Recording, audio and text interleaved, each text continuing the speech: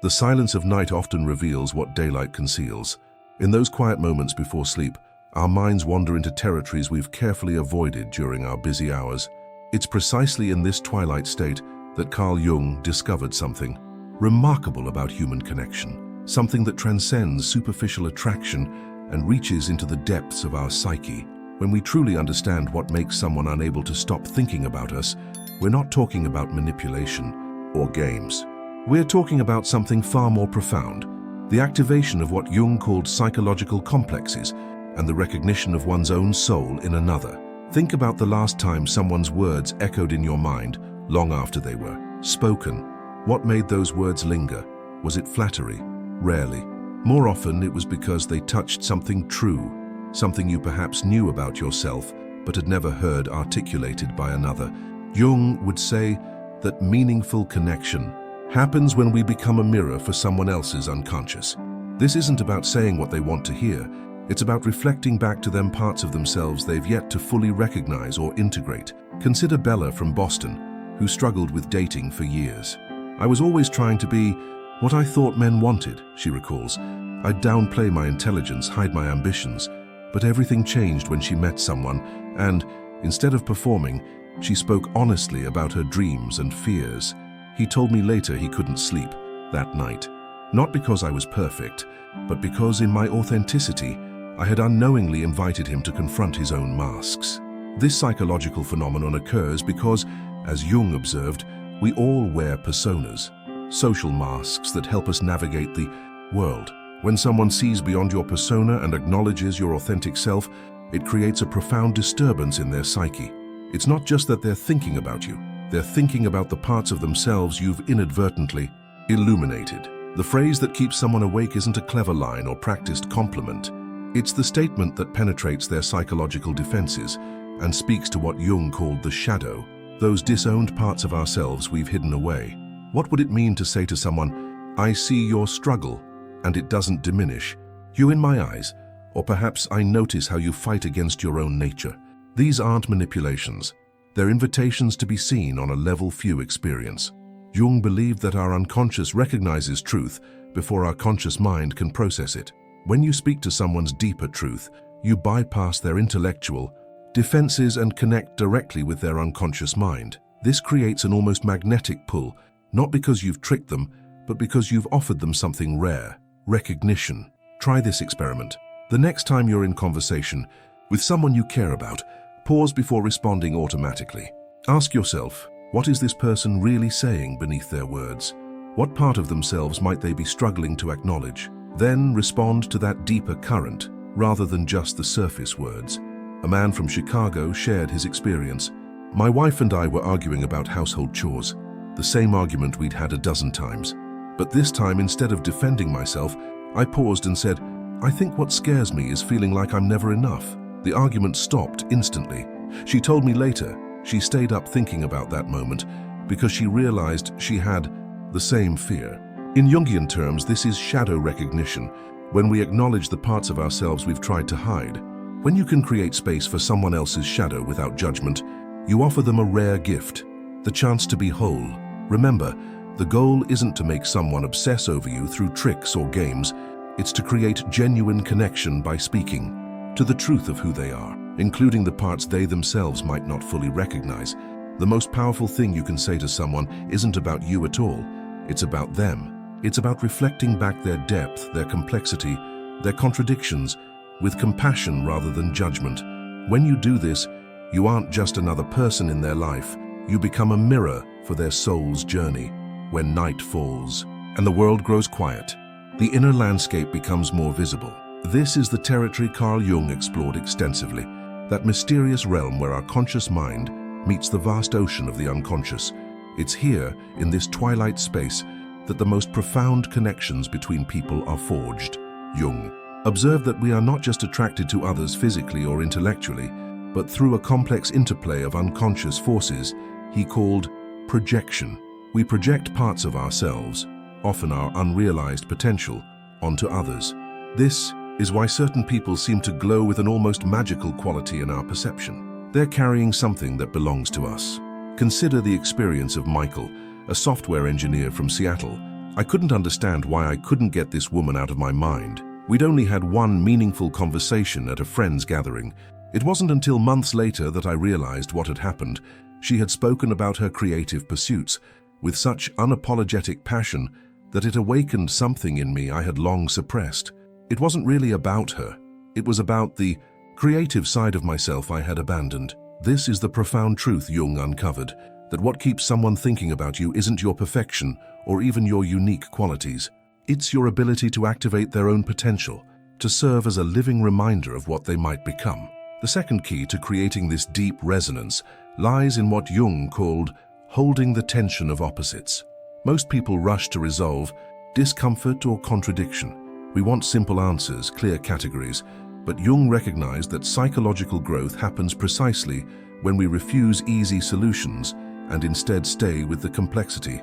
Imagine saying to someone, "I see how deeply you care about being seen as strong and capable, and I also see how much courage it takes for you to show vulnerability." This acknowledgement of contradiction creates a psychological opening.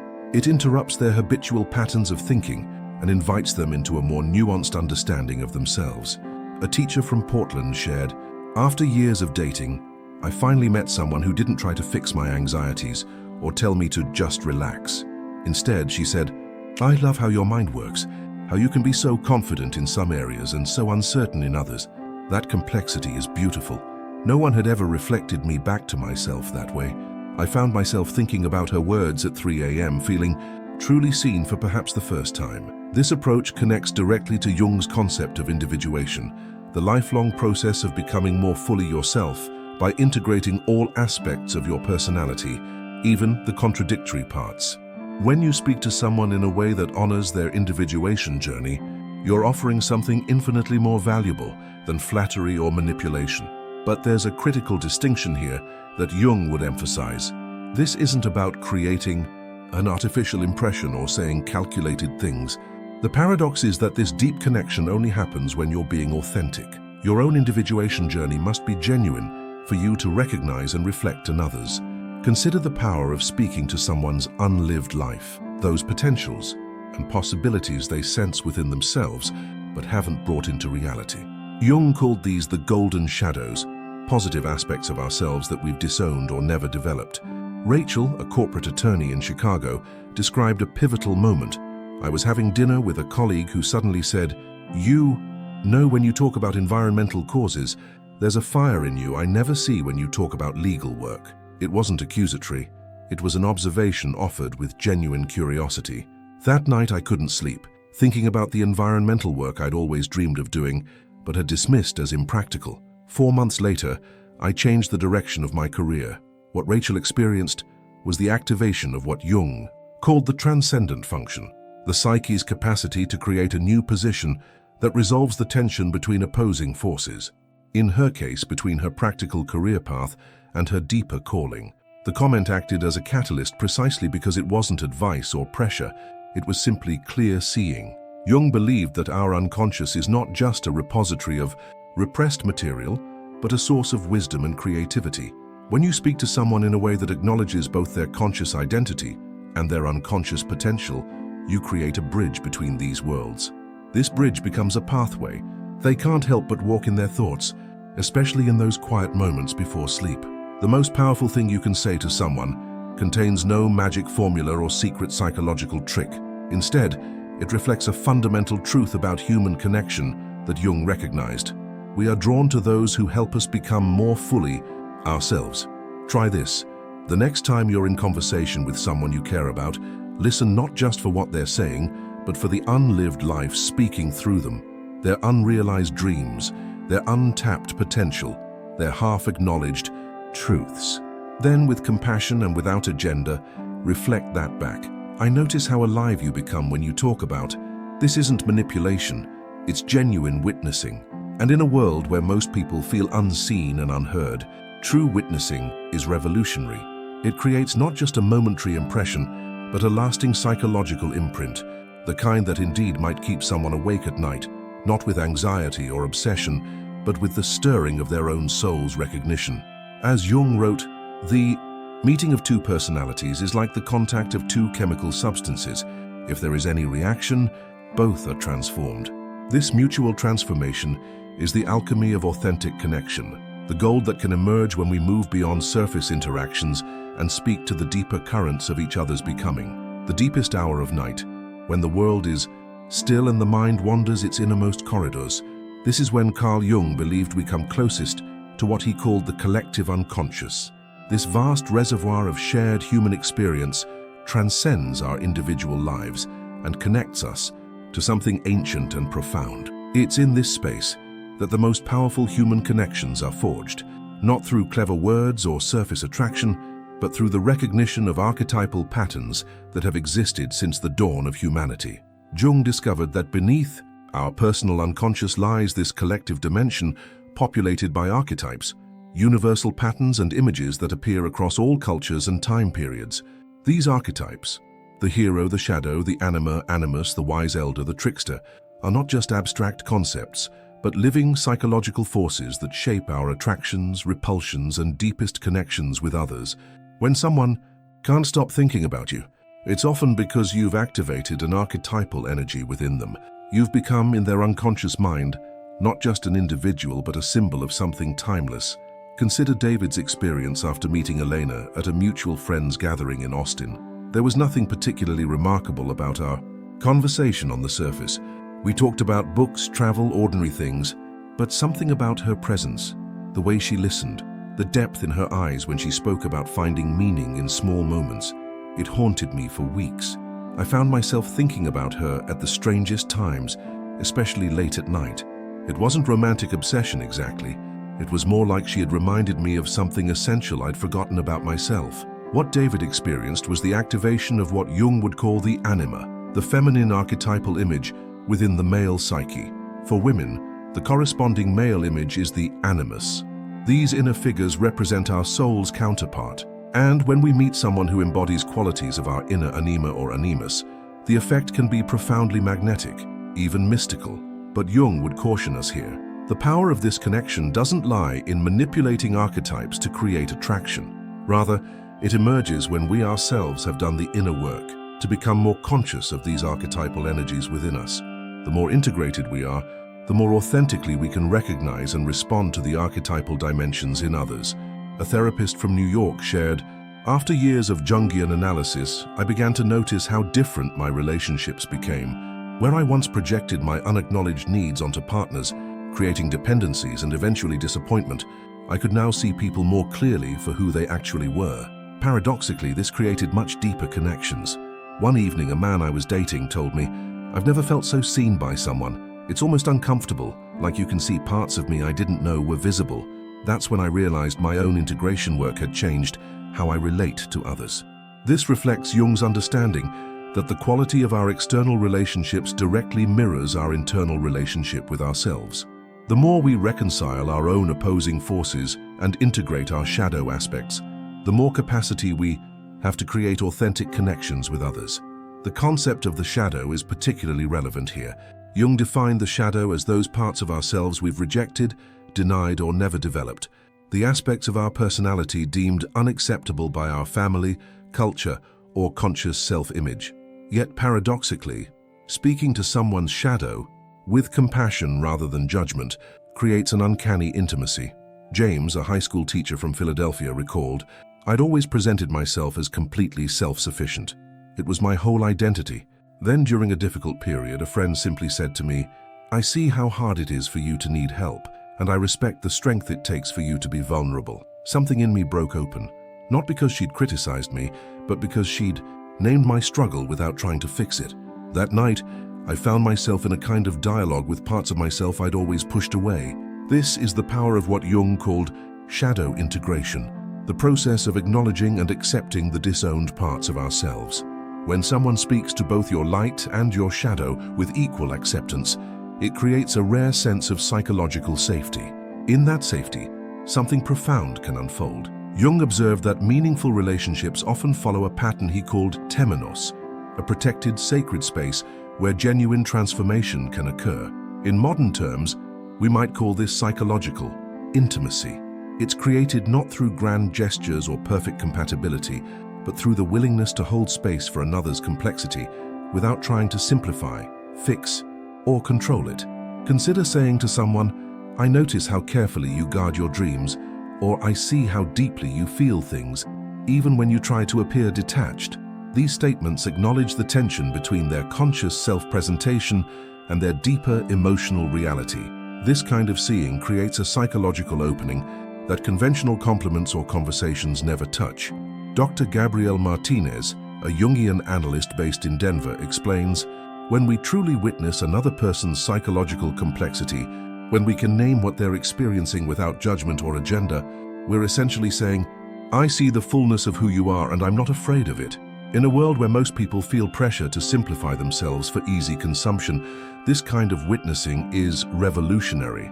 Jung would add that this capacity for witnessing relates directly to his concept of active imagination, the ability to engage consciously with unconscious material. When we develop this skill within ourselves, we naturally become more attuned to the unconscious dimensions in others. Maria, an artist from San Francisco, shared a powerful experience. "For years, I'd had recurring dreams about water, sometimes peaceful, sometimes threatening. I never mentioned these dreams to anyone, they felt too personal. Then one evening, a man I'd recently met said, 'You remind me of water. There's something fluid and adaptive about how you move through the world, but I also sense a great depth and power beneath the surface.' I literally couldn't sleep that night. How could he have named something so core to my inner experience that I had never verbalized to anyone?"